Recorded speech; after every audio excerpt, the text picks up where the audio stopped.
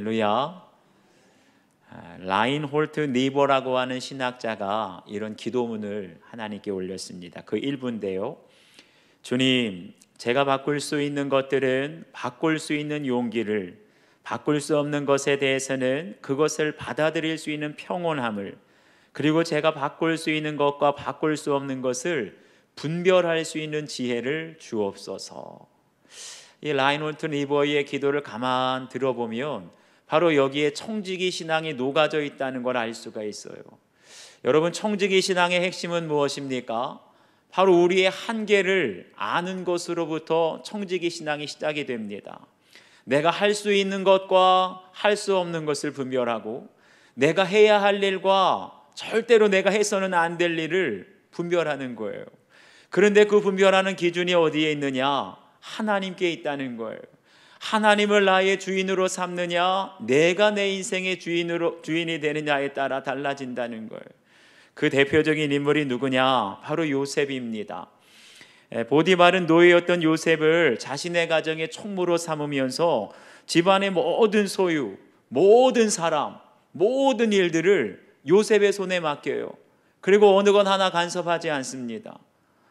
그런데 단 한 가지, 요셉이 절대로 넘어서서는 안 될 선, 절대로 해서는 안 될 것이 있었는데 바로 그것이 보디발의 부인이었습니다. 그런데 하늘은 보디발의 아내가 노골적으로 이 젊은 요셉을 유혹하자 요셉이 이렇게 대답을 합니다. 주인이 아무것도 내게 금하지 아니하였어도 금한 것은 당신뿐이니 당신은 그의 아내라. 보디발 주인이 요셉에게 모든 거 다 맡겼어요. 네 임의대로 네 마음대로 다 해도 괜찮다. 다만 한 가지, 부인만큼은 절대로 넘어서서는 안 될 에덴 동산의 선악과와 같은 것이었죠. 이렇게 하나님께서 내 인생의 모든 것을 선택할 수 있는 권한을 나에게 맡겨주셨어도 항상 내 인생의 주인은 내가 아니라 하나님이심을 인정하는 것, 이게 바로 청지기 신앙이라는 거예요. 이를 위해서 하나님께서 저희들에게 11조를 명령하셨어요. 아니, 하나님이 돈이 없어서 가난한 저희들의 돈을 달라고, 물질을 달라고 11조를 준 것이 아니라 너희에게 있는 모든 소유의 주인은 하나님이시다. 11조를 통해서 우리가 더 이상 물질의 노예로 살아가는 것이 아니라 물질의 청지기로, 물질의 관리자로 살아가게 될 줄 믿습니다. 어떻게 하면 오늘 우리가 잃어버린 이 청지기 신앙을 회복할 수 있을까요? 주신 말씀을 통해 건축자들이 버린 돌이라는 제목으로 은혜를 나누겠습니다. 첫 번째는 내 것이 아님을 알아야 합니다. 우리 33절 말씀 함께 읽겠습니다. 시작. 다른 한 비유를 들으라. 한 집 주인이 포도원을 만들어 산 울타리로 두르고 거기에 집 짜는 틀을 만들고 망대를 짓고 농부들에게 새로 주고 타국에 갔더니. 아멘. 오늘 주님께서 또 다른 비유, 바로 포도원 농부의 비유를 말씀해 주십니다. 그런데 비유에 보니까 사람들이 많이 나와요. 포도원 주인은 여기서 하나님을 가리키고, 포도원은 이스라엘을, 또 농부는 유대의 종교 지도자들을 가리킵니다. 이어서 나오는 포도원 주인이 보낸 종들은 바로 하나님의 선지자들을 가리키고, 맨 마지막에 나오는 주인의 아들, 주인의 상속자는 바로 독생자 예수 그리스도를 가리킵니다. 그런데 말씀을 보면 주인이 포도원을 만드는데 그냥 대충 만드는 게 아니라 아주 정성을 다해서 심혈을 기울여 만들어요. 여기 보니까 산짐승이 들어오지 못하도록 산 울타리를 두르고, 도둑을 감시하기 위해서 망대를 짓고, 그리고 포도즙을 만들기 위해서 즙 짜는 틀까지 만들어 주었습니다. 이렇게 열매를 맺을 모든 환경과 조건을 만든 다음에 아주 중요한 말씀을 하세요. 보니까 농부들에게 새로 주었다라고 말하고 있어요. 여러분, 이게 무슨 말일까요? 다시 말하면 포도원은 농부들의 것이 아니라, 농부들이 주인이 아니라 포도원의 주인이 따로 있다. 세를 바치라 라고 말씀하시는 겁니다. 그러니까 농부들은 주인으로부터 세를 받고 이 포도원을 위탁받았기 때문에 농부들이 할 일은 뭐예요? 포도 농사 열심히 지어서 열매를 수확하면 주인에게 세를 바치면 그만인 겁니다. 그런데 어떻게 되지요? 우리 34절 35절 말씀 다시 읽겠습니다. 시작. 열매 거둘 때가 가까움에 그 열매를 받으려고 자기 종들을 농부들에게 보내니 농부들이 종들을 잡아 하나는 심히 때리고 하나는 죽이고 하나는 돌로 쳤거늘. 아멘. 보세요. 열매 거둘 때가 가까움에 그 열매를 받으려고 자기 종들을 농부들에게 보냈다. 이 포도원 주인이 포도원을 만든 것은 산 울타리를 두르고 망대를 세우고 짚지 않은 틀을 만든 것은 왜 그래요? 열매를 거두기 위해서. 그런데 열매를 거둘 때가 되어서 이제 열매를 가져오너라 종들을 보냈는데 어떻게 됩니까? 그 농부들이 처음에 호흡벌판에서 아무것도 없을 때는 열매를 거두면 주인에게 다 바치겠습니다. 가장 먼저 바치겠습니다. 소원을 해놨는데 아무것도 없던 자신들의 손에 포도원에 열매가 풍성해지고 자기들의 손에 재산이 늘어나게 되니까 욕심이 생기는 거예요. 그러니까 포도원도 내 것, 열매도 내 것으로 삼고자 하는 욕심이 생기는 거지요. 바로 이것이 견물생심, 우리 인간의 욕심이 아니겠습니까?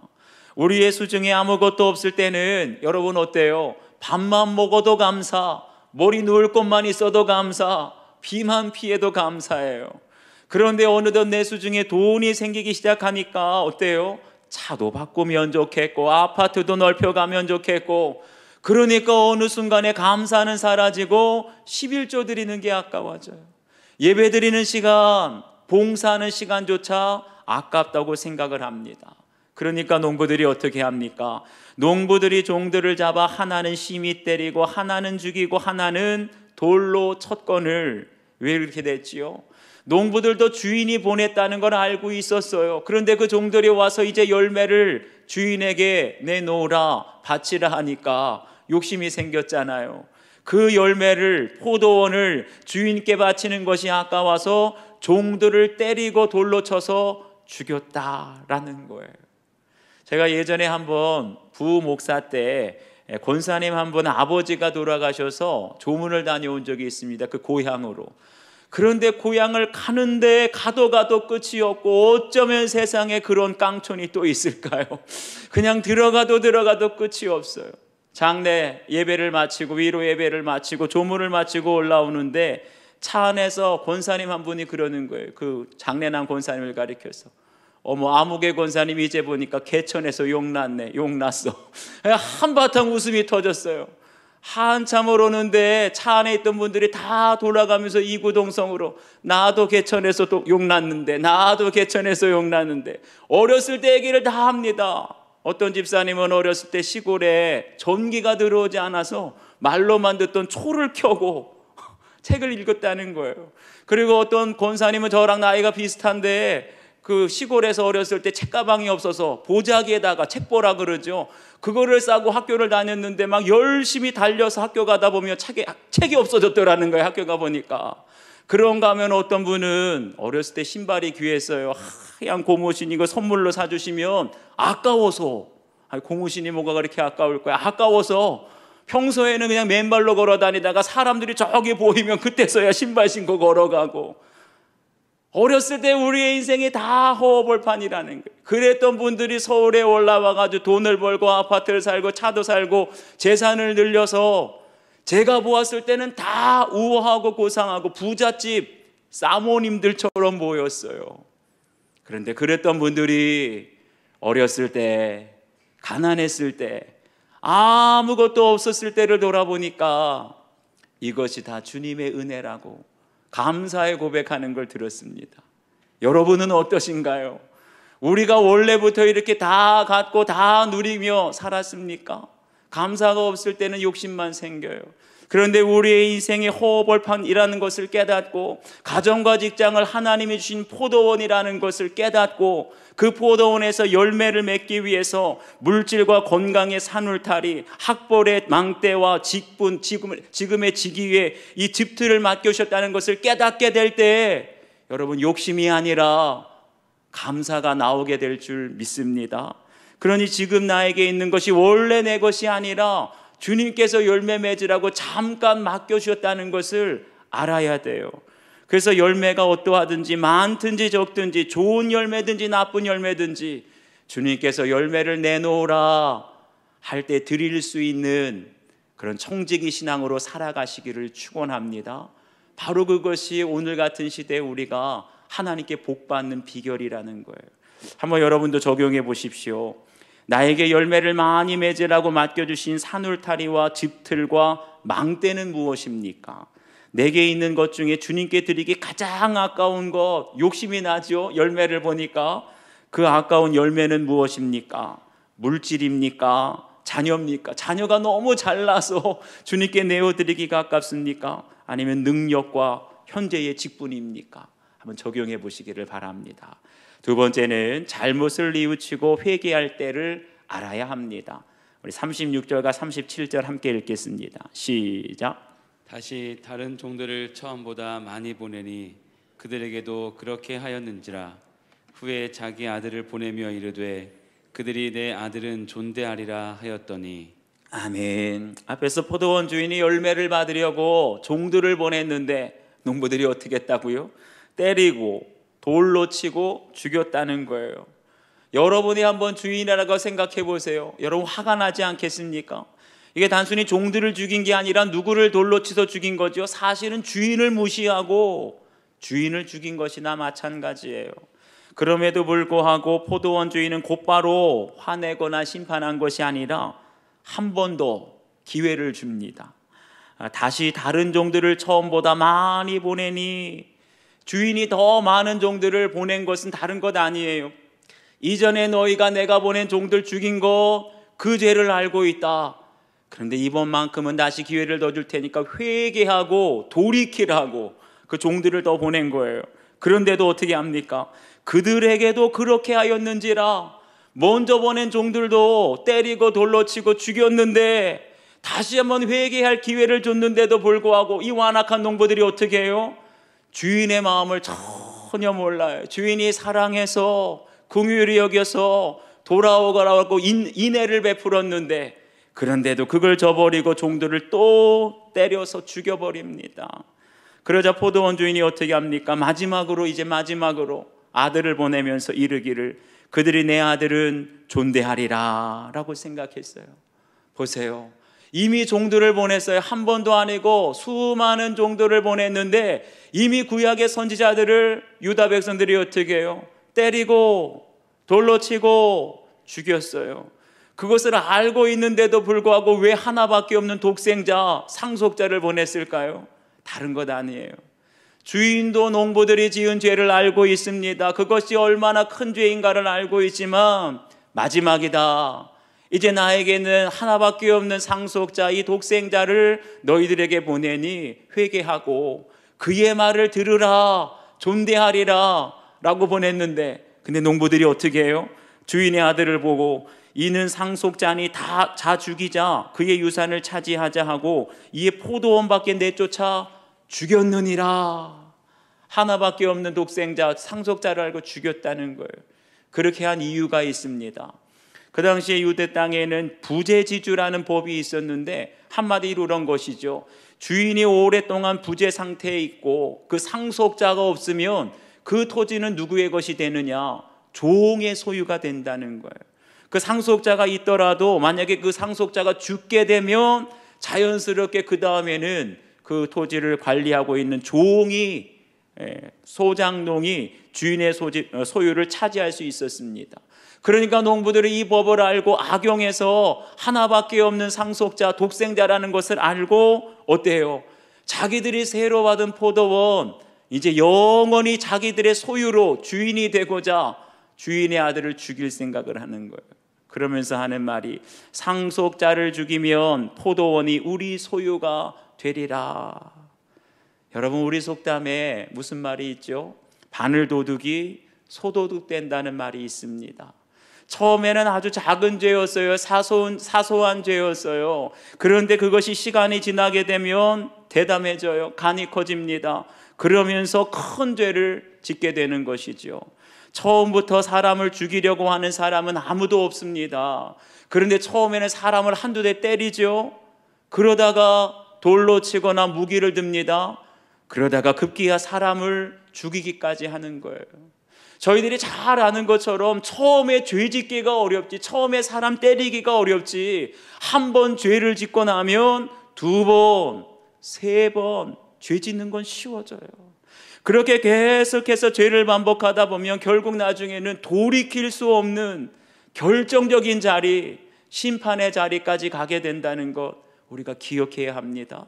그러면 우리가 어떻게 해야 될까요? 우리 40절 41절 말씀 함께 읽겠습니다. 시작. 그러면 포도원 주인이 올 때에 그 농부들을 어떻게 하겠느냐? 그들이 말하되 그 악한 자들을 진멸하고 포도원은 제때에 열매를 바칠 만한 다른 농부들에게 새로 줄지니라. 아멘. 주님께서 묻습니다. 그러면 포도원 주인이 올 때에 그 농부를 어떻게 하겠느냐? 주님께서 그 농부들이 악하다는 걸 모르셨겠어요? 그런데 스스로 깨달으라고 질문을 하는 거예요. 그러니까 대제사장과 장로들이 대답하기를 그 악한 자들을 진멸하고 포도원은 제때에 열매를 바칠 만한 다른 농부에게 새로 줄지니이다. 이 농부가 누구를 가리킨다 그랬어요? 대제사장 장로들, 자기들을 가리키는데도 불구하고 깨닫지 못하니 진멸을 당할 것이니이다. 여러분 보세요.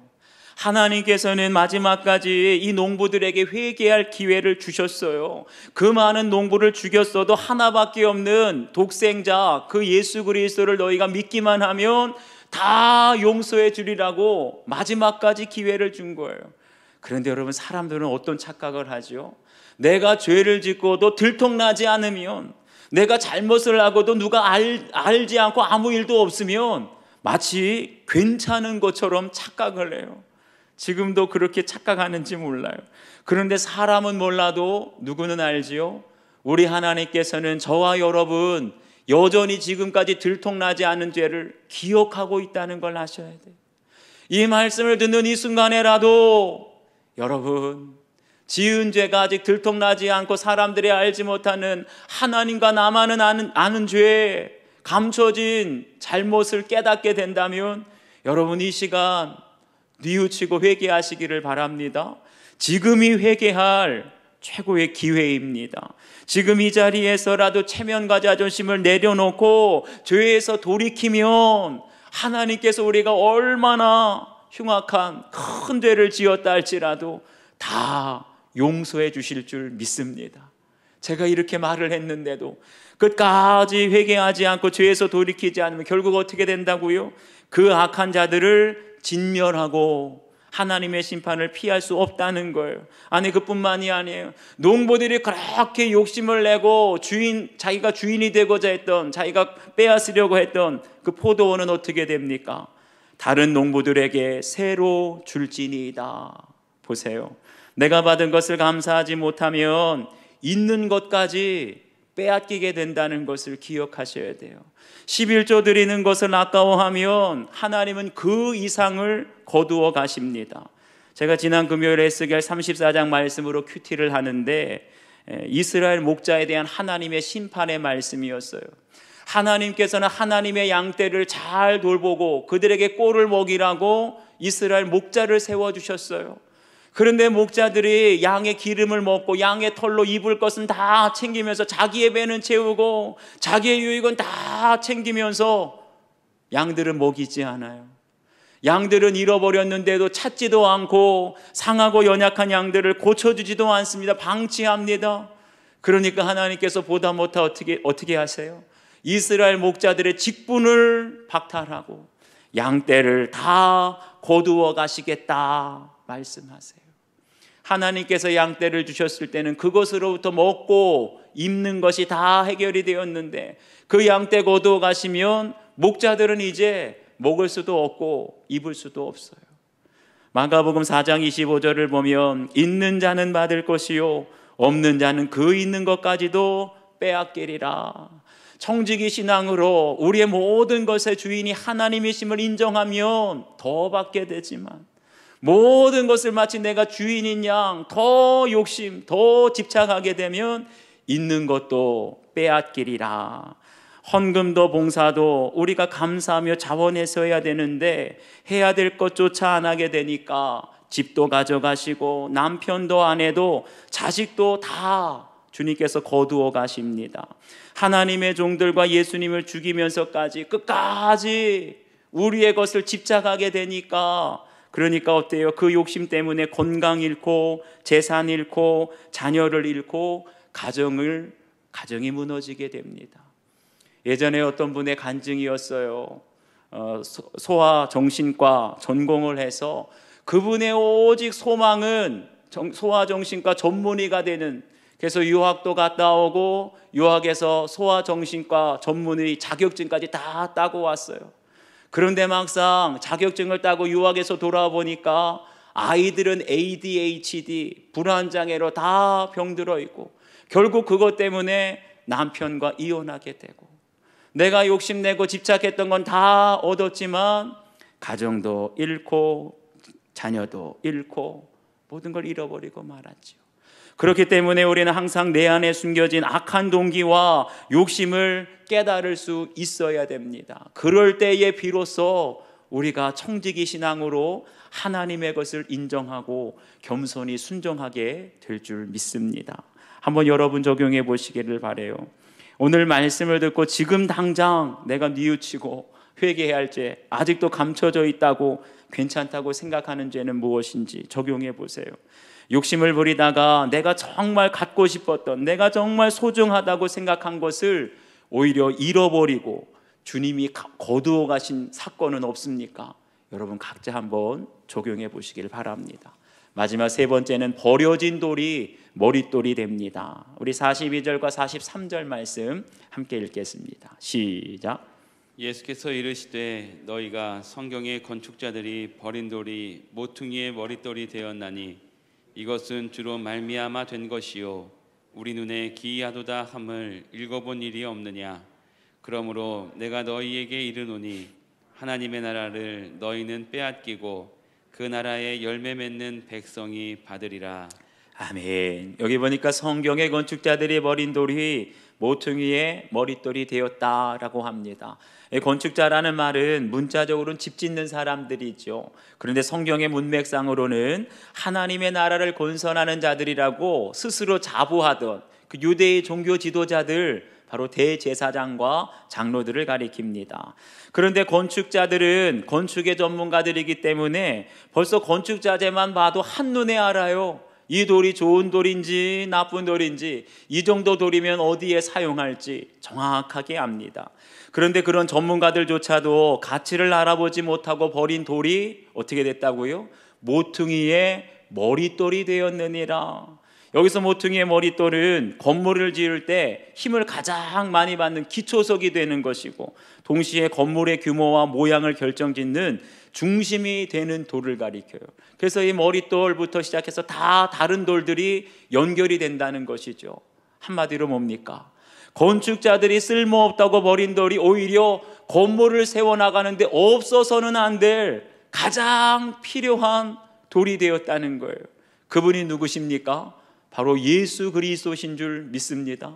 그 당시에 신앙의 전문가, 성경의 전문가요, 교회의 전문가들이라고 하는 대제사장과 장로들의 눈에는 예수님은 아무런 쓸모도 없는 건축자들의 버린 돌처럼 여겨졌어요. 그 당시 종교 지도자들의 눈에 예수님은 어떻게 보였습니까? 저 사람은 사람들을 선동하고 사회의 질서를 무너뜨리고 바알세불 귀신의 힘을 이용해서 귀신을 쫓아내는 제거 대상이다. 우리 유대 사회에 절대로 있어서는 안 될 사람이다. 그렇게 생각했죠. 그런데 그런 건축자들의 버린 돌, 예수님이 어떻게 되셨어요?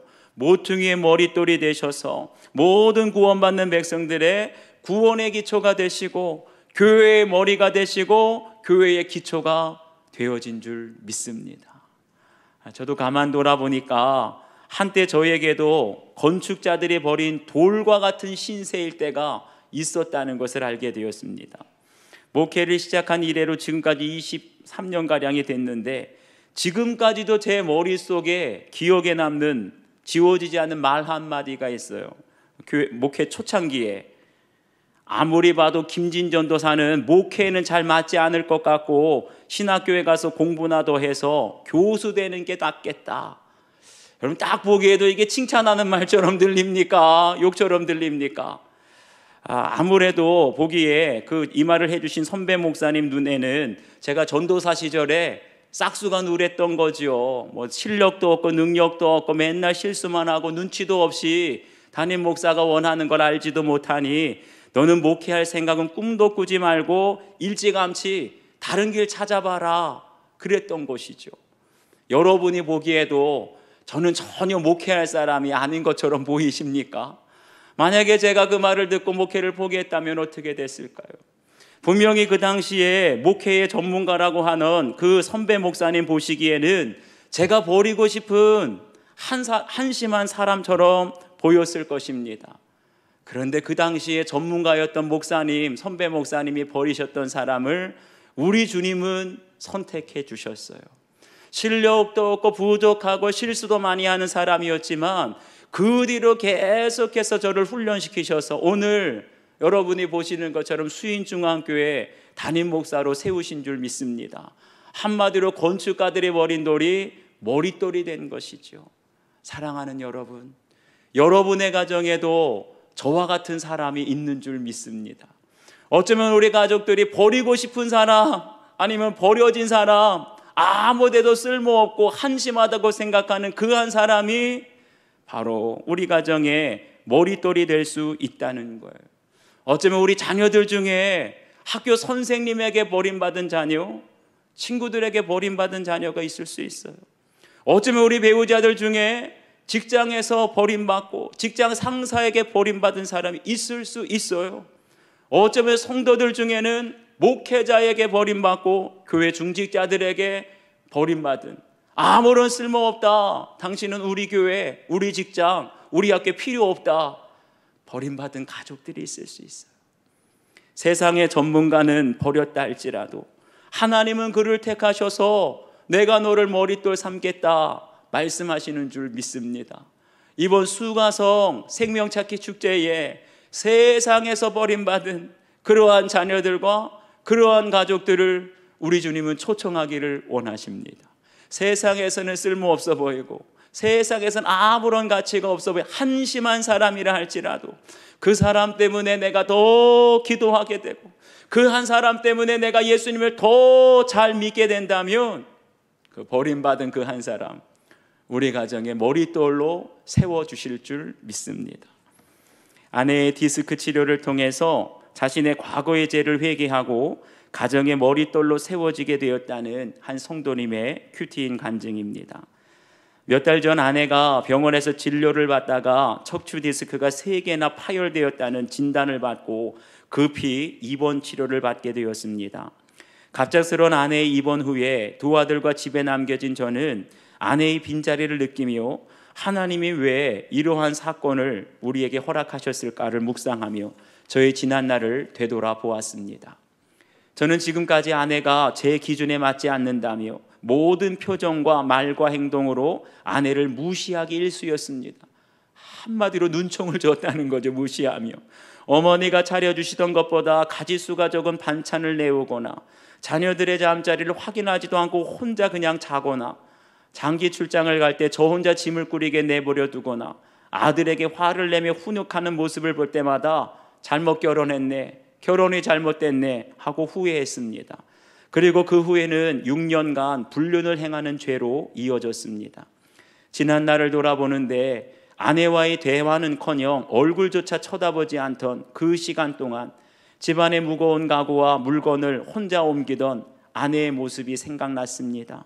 제가 상간녀와 쾌락의 시간을 보내고 있을 때에도 자신의 디스크가 상한지도 모른 채 저의 구원을 위해 간절히 기도하던 아내의 사랑이 비로소 느껴졌습니다. 회개하게 된 거죠. 그러자 하나님이 맡겨주신 가정을 제 것인 양, 제가 마치 가정의 주인인 양 여기며 아내를 가사 도우미보다 못하게 대한 제가 바로 예수 그리스도를 죽인 자임을 깨달았고 회개 기도가 터져 나왔습니다. 이분은 회개해서 사신 거예요. 세상의 가치관을 따라 살았기에 맡겨주신 가정을 빼앗겨도 할 말 없는 인생이었는데 주님이 핏값을 주고 사신 공동체 안에서 한 가정의 머릿돌로 다시 세워지는 은혜를 경험하게 해주시니 감사합니다. 이분의 적용은 아내를 핍박한 저의 지난 죄를 소그룹 모임에서 매주 구체적으로 고백하겠습니다. 입니다. 여러분, 우리가 죄를 회개했다는 증거가 뭐죠? 고백에 있는 거예요. 아무리 회개했더라도 고백하지 않는 건 여전히 들통나지 않았으니까 괜찮다는 거예요. 여러분, 이분이 가정의 머릿돌로 될 자격이 있습니까? 아내를 그렇게 무시하고 고통을 주고, 아내가 그렇게 허리 디스크가 3개나 파열될 정도로 수고하는데도 자기는 바람을 불륜을 저지르고 있고 도저히 자격이 없지요. 그렇지만 철저하게 회개하며 자기의 죄를 고백하게 될 때 하나님은 버려진 이 사람조차도 가정의 머릿돌로 세워주시는 은혜를 베푸시는 줄 믿습니다. 한번 적용해 보세요. 우리 가정에 버려진 돌, 아니 버리고 싶은 돌과 같은 사람은 누구입니까? 자격 없는 사람, 쓸모없는 사람. 근데 그 사람을 주님은 머릿돌로 삼으시겠다고 하세요. 나는 혹시 성경의 전문가, 신앙의 전문가라고 하면서 하나님의 나라를 빼앗기고 있지는 않습니까? 하나님 나라의 기쁨도 감격도 없이 그냥 늘 욕심 가운데 불평 가운데 살고 있지는 않은지 한번 여러분 자신을 적용해 보시길 바랍니다. 기도하겠습니다.